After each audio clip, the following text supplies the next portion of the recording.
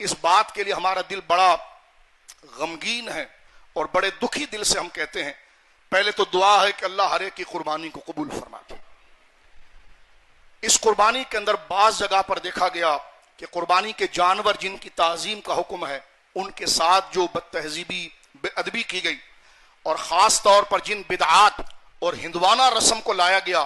کہ جناب جانور کو لایا جا رہا ہے، گانا بج رہے ہیں، وہ گھر کی خواتین بن ٹھن کر رسیاں پکڑ کر آگے جا رہی ہے، اور گھر کے وہ مرد، ان کے بارے میں حدیث میں کیا جملہ آیا ذرا پڑھ کے دیکھ لیجئے گا، وہ شور مچا رہے ہیں۔ اور دکھ اس میں زیادہ یہ ہوا کہ کچھ داڑھی ٹوپی والے بھی بیٹھ کر اس کا مزہ لے رہے ہیں، تو شرم آنی چاہیے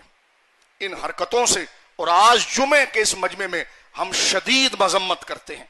اور اس ارادے کے ساتھ کہ جنہوں نے یہ فعل کیا ہے ہمارا وہ بھائی اللہ کے حضور 2 رکعت نماز توبہ پڑھے اور اللہ سے معافی مانگے، جو دین کے اندر ایک غلط عادت کو شامل کرنے کی کوشش کی، اور خرافات، اللہ کی عبادات کے اندر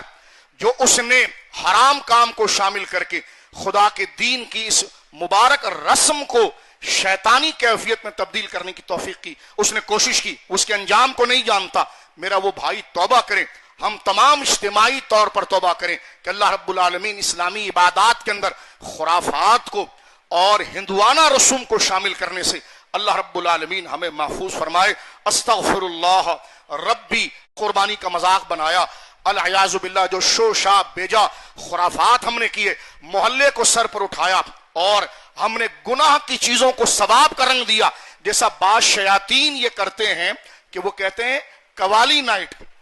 کیونکہ ان کو اپنے گناہ کے کام کرنے ہوتے ہیں تو نام قوالی کا رہتے ہیں، اور عورت مرد کا اختلاط اور لادین قسم کا قوال، اس میں کفریہ کلمات۔ تو ہمیں ایسی بدعات اور غلیظ رسومات سے مسلمان کو اپنے دامن سے اس کو دور رکھنا چاہیے۔